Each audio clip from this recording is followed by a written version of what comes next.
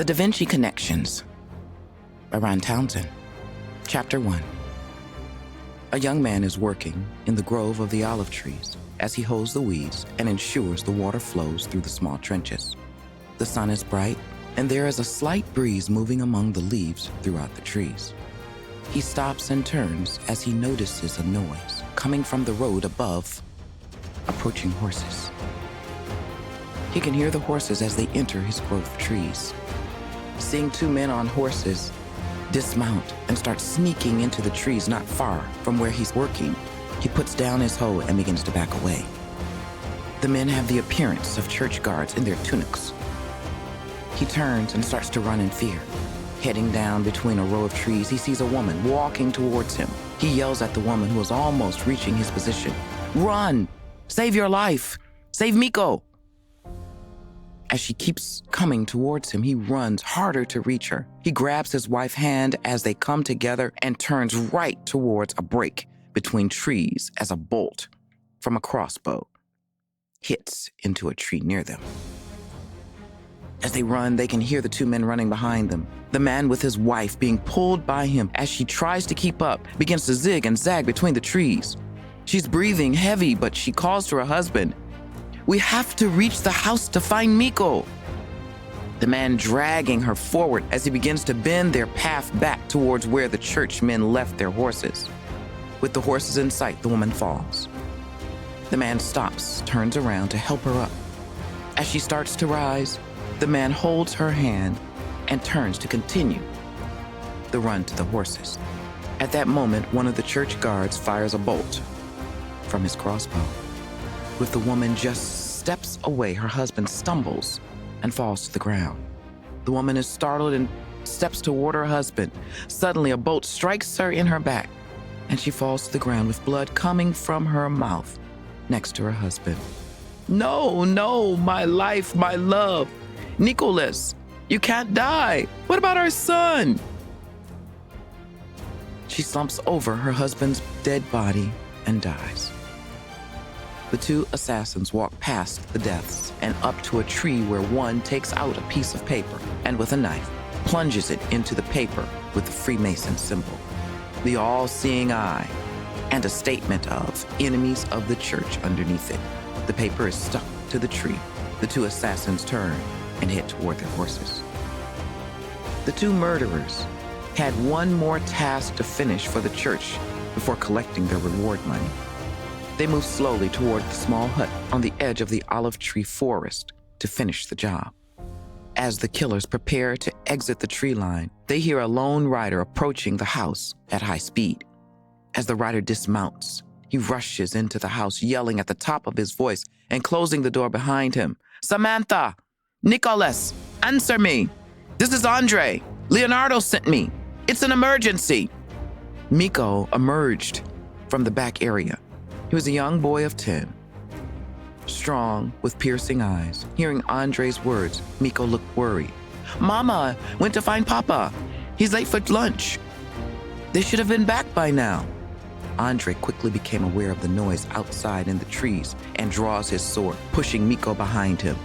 As the door slowly opens, he can see the marks of the church on the man's shirt and don't hesitate to strike the door before the man could react. With the first killer dazed, the second backs away from the door. Andre opens the door to face the remaining assassin. "Where are Samantha and Nicholas?" "They are dead in the trees. I guess I'll have to finish the job." The two men begin to battle with their swords, flashing in the sunlight. Andre stumbles and falls, giving his adversary an opening. The killer lunges at the prone Andre, and Andre rolls out of the way. Scrambling to his feet, Andre continues to fend off the assassin thrust while he backs away from the house to ensure that the boy is not caught in the duel.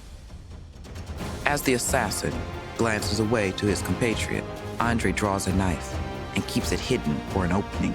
The assassin turns back to Andre and with an air of confidence lunges forward. Andre spins out the way, fending off his sword thrust, and using his left hand plunges the knife into the assassin. The startled killer drops his sword, and Andre lunges, finishing him off. As Andre turns, the dazed killer on the ground attempts to rise. Andre kills him, driving his sword through the man's chest. Andre yells, "Miko! Quick! Gather your belongings! You must come with me now!" Miko was standing in shock at the quick turn of events upon hearing his mother and father were dead. Andre approached and knelt to the young boy. "You must be strong. We can do nothing for your parents. There will be a time to grieve once we are safe. Now, come show me your possessions." As the two began to pick up the young boy's meager possessions, Andre continued, "For your safety, your life will change.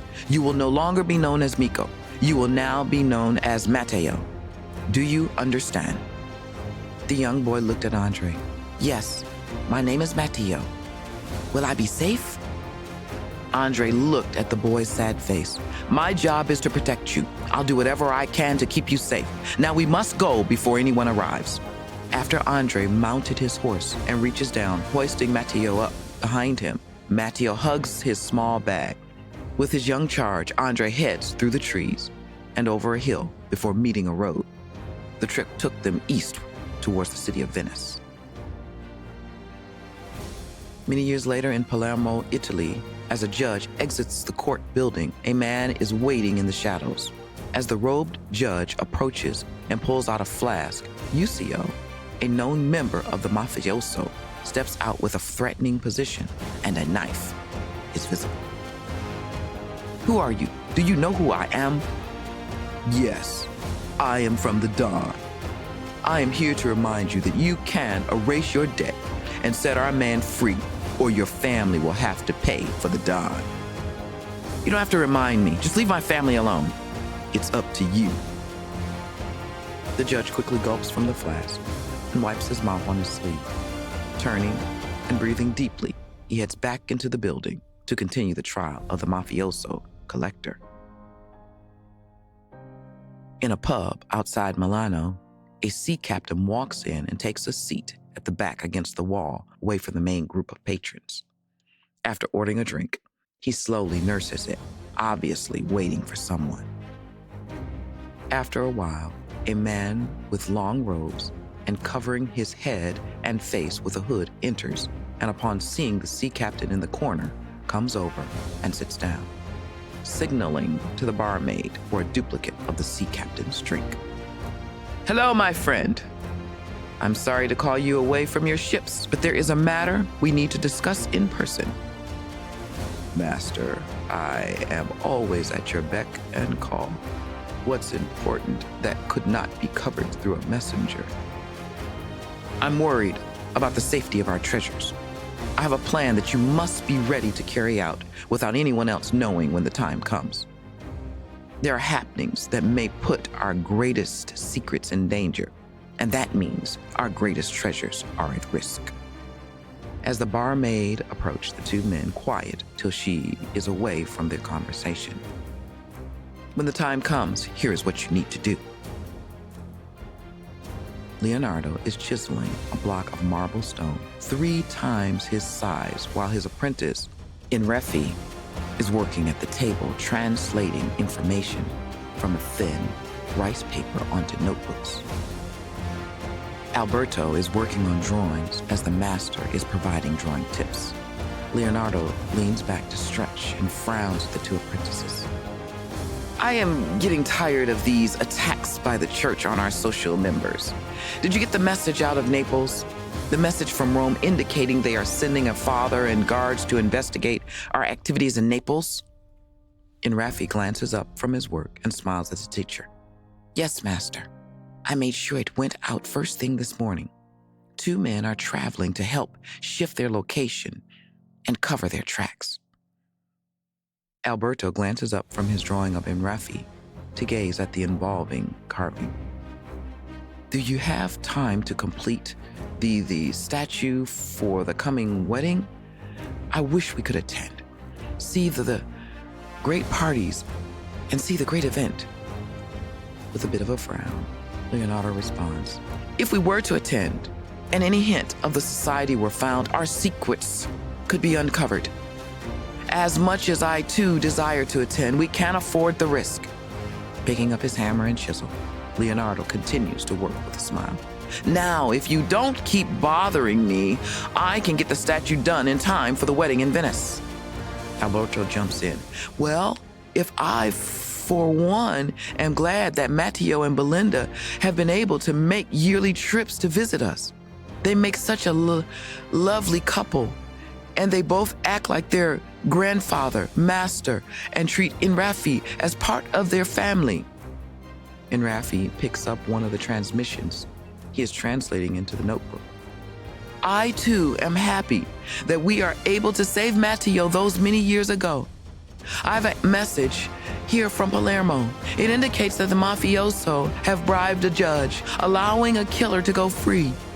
The city guards are getting frustrated, and there are hints that bribes are now being paid to lowly guards to give them information about potential raids. Stopping and setting the chisel down, Leonardo sternly turns to the two boys.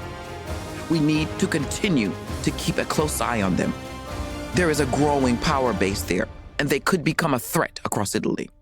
Any sign of the church is worried about them. And Raffi continues to read.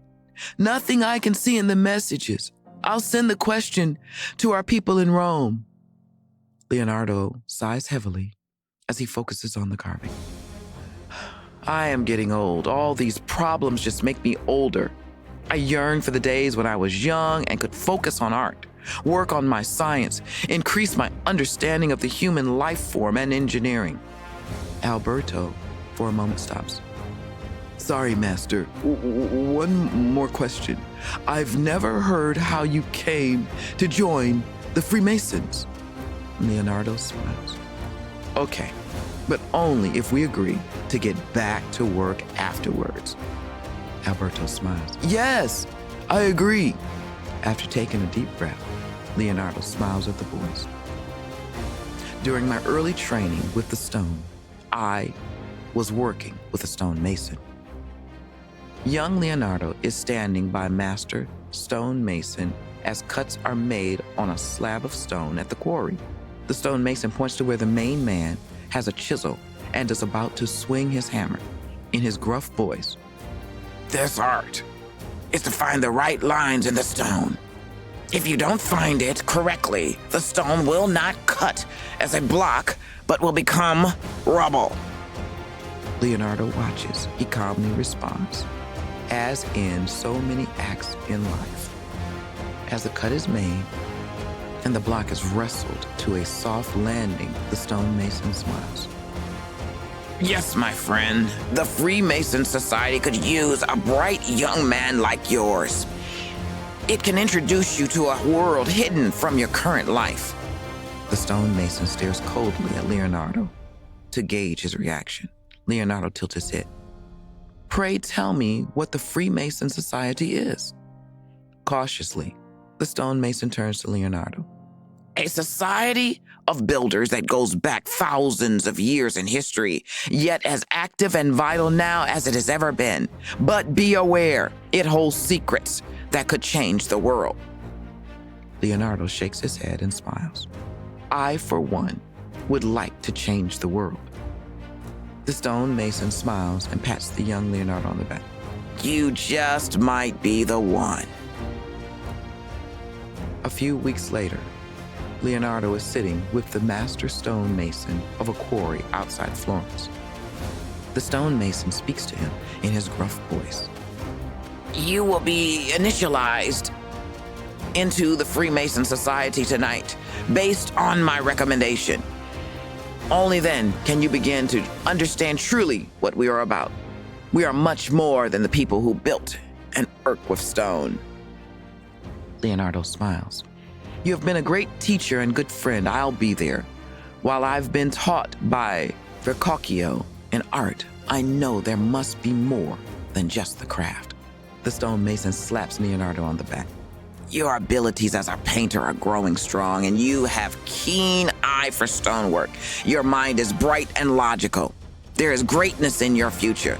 Verrocchio is a great teacher, but I think that with your keen mind, you will become even greater. 2 days later, at an alcove with a few candles for light, a young Leonardo is changed into new robes and asked to sit in a chair just outside the two large doors to wait. There is an outer guard who guards the outside of the ornate door with a sword and a young woman dressed in robes like Leonardo. The door opens, and a man in elaborate robes looks at Leonardo and the young woman. It is time. The two rise and follow the man through the doors, which close behind him. Walking through the doors, Leonardo enters a massive room with many different people in colored robes of different decorations. The man called him and points to a chair to sit in.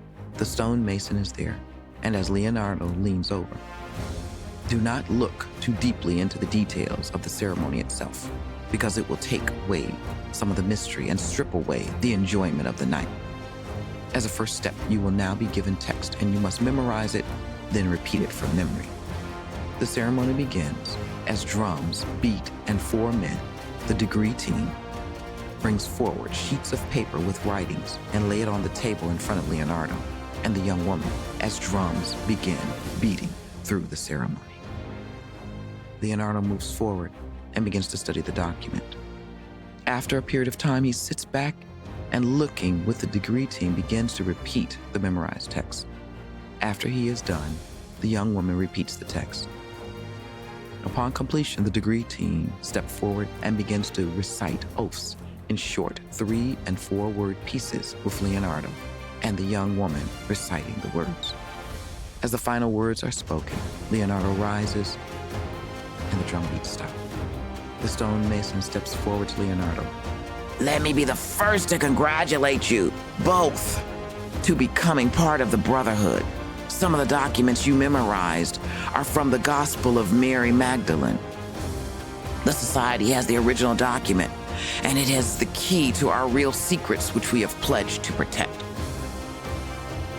As the stonemason shakes Leonardo's and the young woman's hands, others stand by, allowing the degree team to begin to step forward to shake the hand of the young inductees. A smiling Leonardo responds to everyone, "Thank you all. I pledge my life to the society." As the celebration begins and food and drinks appear, the stonemason pulls Leonardo to the side. I've been asked to give you a mission, one only you can execute. You've already caught the attention of the Duke of Milan. We would like you to become a spy and gain information for us with the church and with the Duke's court. You, my young lady, are being sent to work in Rome. Now go, enjoy the evening celebration. Leonardo turns to the young woman who has captured his attention from the moment he saw her. I am Leonardo da Vinci. It is a pleasure to make your acquaintance. The young woman smiles, and with a tilt of her head, she reciprocated. I am Lisa, nodding his head with a smile. It is a pleasure to know you, and I look forward to a long relationship going forward.